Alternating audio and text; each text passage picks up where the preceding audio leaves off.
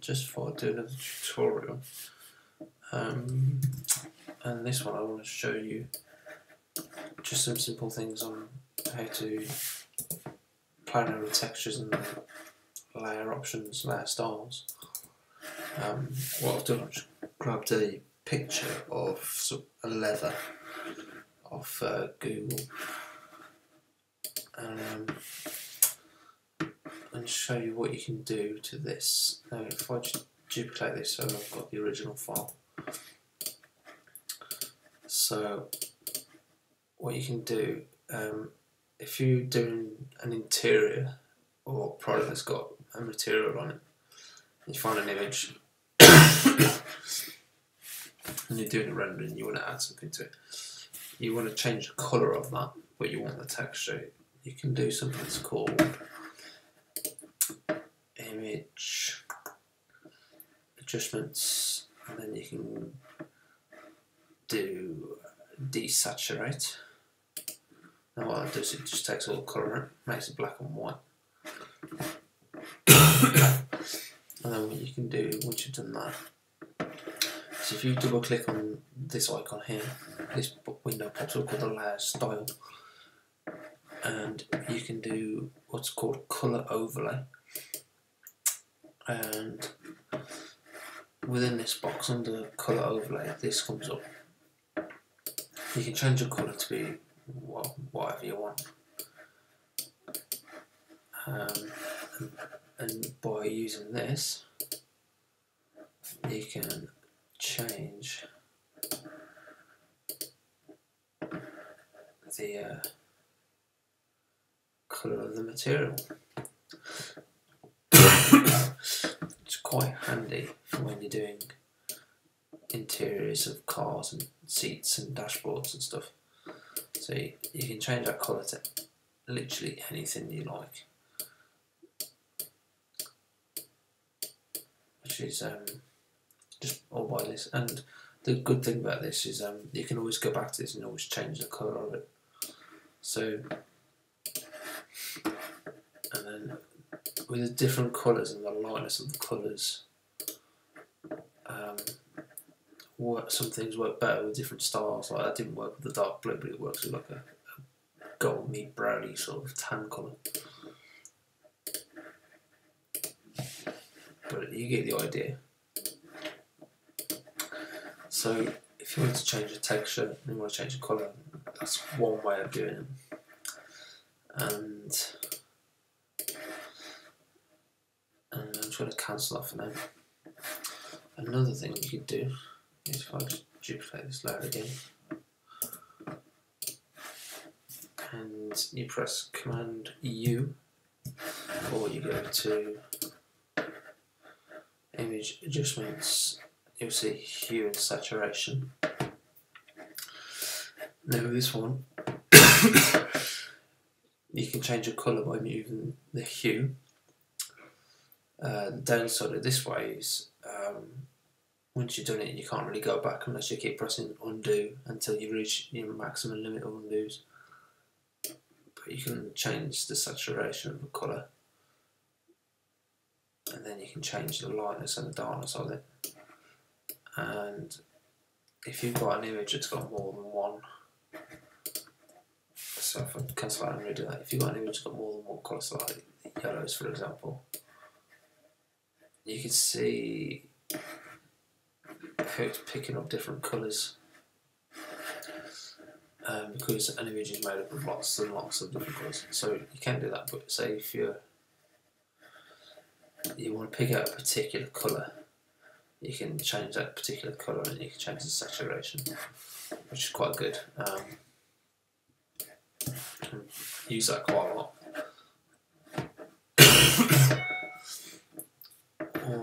Also, what else can you do with that?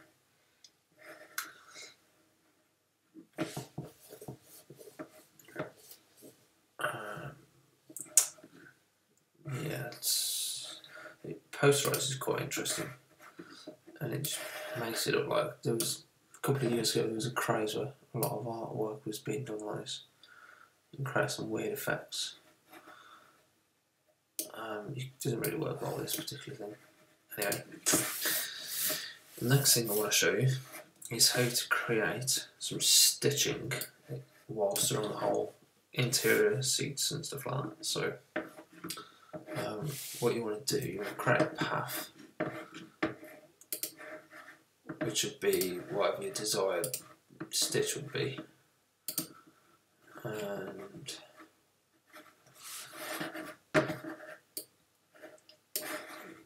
just making a nice arc just to show you.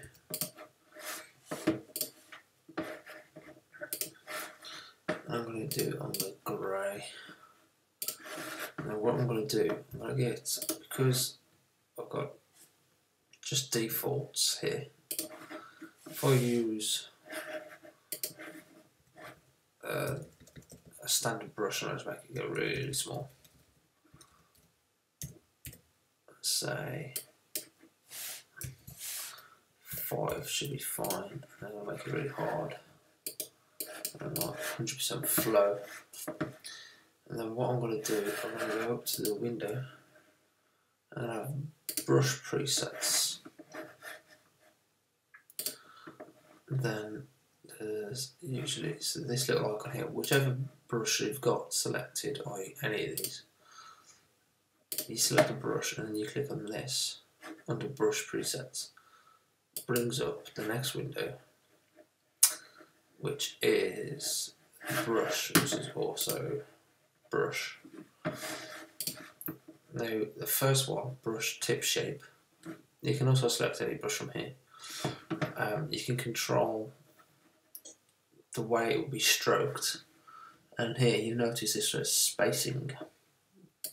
Now what you can do, you can space out, and you'll notice now I'm starting to get gaps. And with the use of this tool, I can make these narrower and just increase the spacing. I think maybe a little bit chunkier.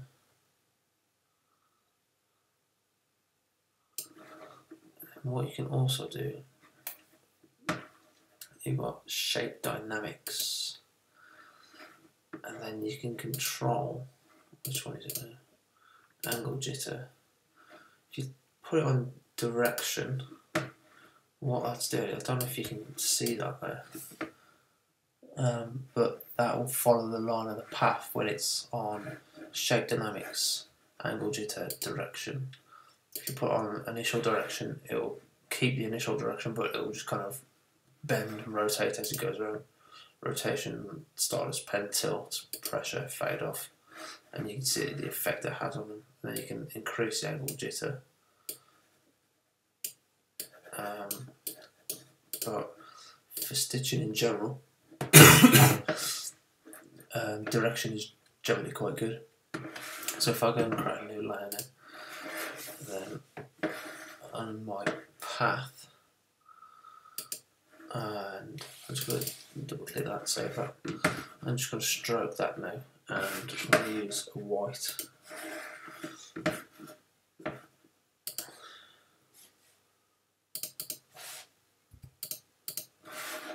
And for some reason it's not doing anything. Oh, here it is. Clearly my brush is just too small, so I'll ditch that, and then I'm going to do a slightly bigger brush. I'm going to do 20 just so you can see it. You can see it a bit better than that as well. Right, okay, anyway, new layer,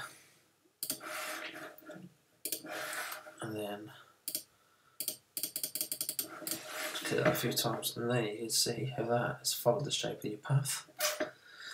But also, to add a bit more realism, you could, on that layer, double click on your layer, and there's a nifty little thing called bevel and emboss. So click on the bevel and emboss, and if I zoom in, you can add a shadow.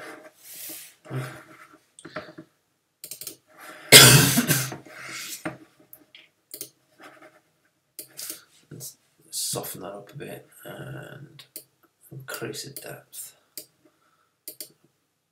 I'll keep it up. If you turn the global light box off, you can then use this wheel to change the direction of the light and the way it falls. So that's quite handy. And also, if I do a drop shadow, I'm going to do that like 3 by 3 spread, probably 5 maybe.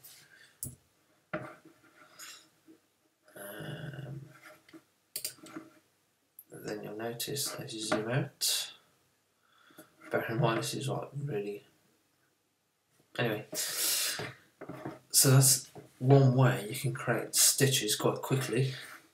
But say that's not what you want and you want to create a new brush to be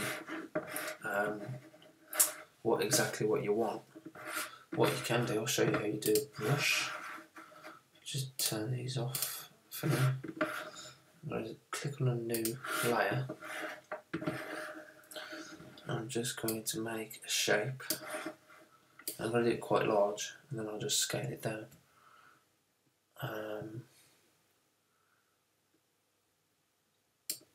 So I'm going to do that shape. I'll get the selection arrow, which is your path selection. And then what I'm going to do, I'm going to rotate by opening an angle. I'm going to do 45 degrees. Yes. And then I'm going to hold Alt. I'm going to move that whilst holding Alt. Let go. And now I'm going to do Command T and I'm just going to right click and I'm going to flip that horizontal. Press Enter. Now I'll press A on the keyboard to give me a black selection arrow, and then I'm going to use a keyboard and just use the arrow keys just to nudge that until it's in the right place. And with these two, I'm going to go to my paths and I'm just going to fill that. Actually, I'll select that. On a new layer, I'm going to do that in black for the purpose of this. Okay. And then what I'm going to do, I'm going to go File, and I believe it's Automate. No, it's not. It's Edit, Define Pattern, and then oh no, cancel that. That's the wrong one. Oh, sorry, I know what it is. You get your Marquee Tool, and what you want to do, you want to select the region around the actual brush that you've created. As you can see, these are different positions, but anyway, if I have right, that'll be wrong because my Kenny repeat pattern. Tell you what, this is a good way to show you guides. If you on your rulers here, which is Command R, pull down, and you'll get a blue line. Pull across, you get a blue line, and then you pull across to the opposite side and to the bottom. So I've got 4 lines. Just drag them out, and then what I'm going to do is just going to get rid of that layer. And move these paths so that they fit within that box I've just laid out on the grid, because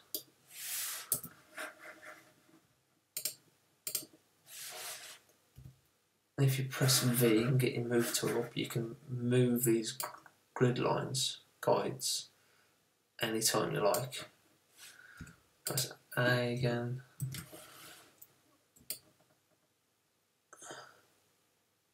And by doing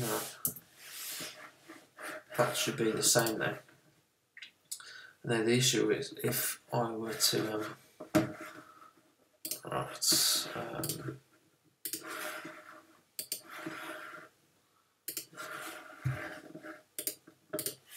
Okay, I've just filled that with a brush. Now, you imagine that when you get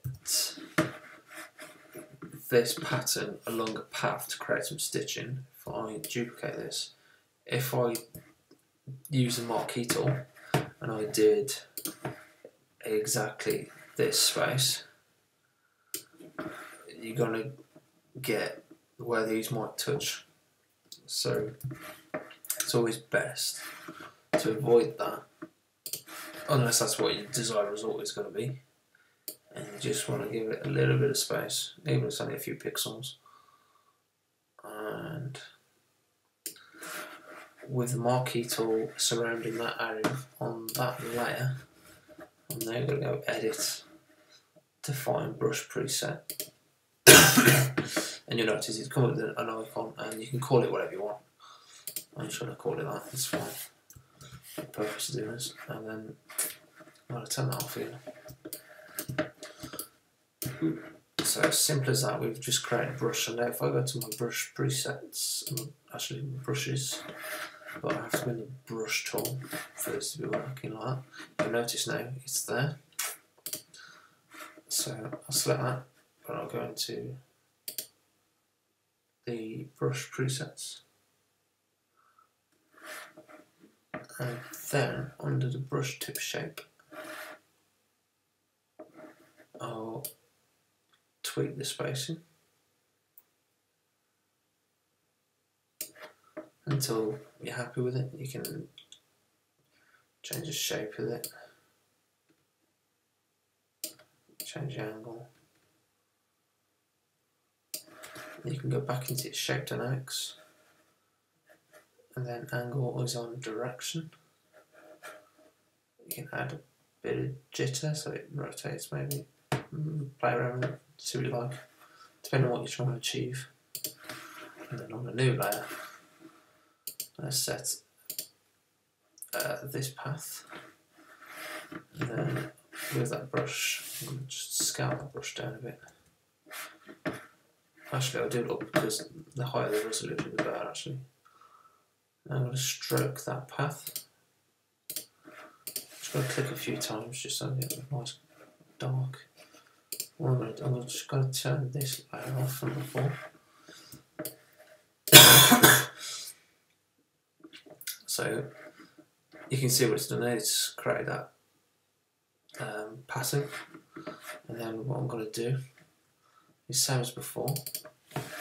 I'm going to do bevel emboss. So I'm going to make that up, probably do that 3 or 4. I'm going to do soften 3. Just play around with it, and you can do emboss. You can do an outer bevel. You can do a pillow. Why it's called pillow, I'm not really sure. And you can also change the colour of that.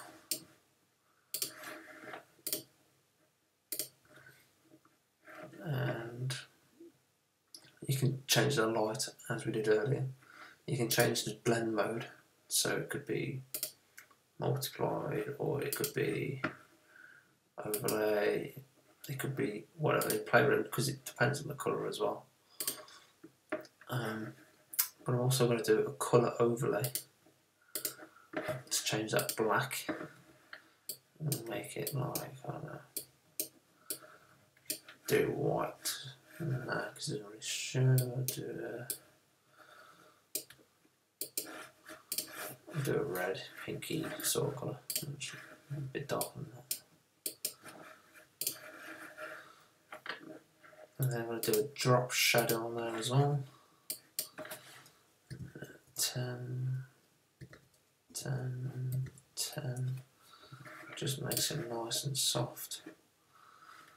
So again, it's an easy way of doing that. So quite quickly you can create some stitching. Forget this one, for example, like on the same layer, if I hold, whilst on the move tool, if you hold Alt these two icons come up and just move and then let go.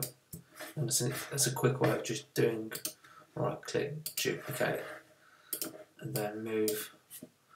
So you can just hold Alt whilst on the move tool to create duplicates of that.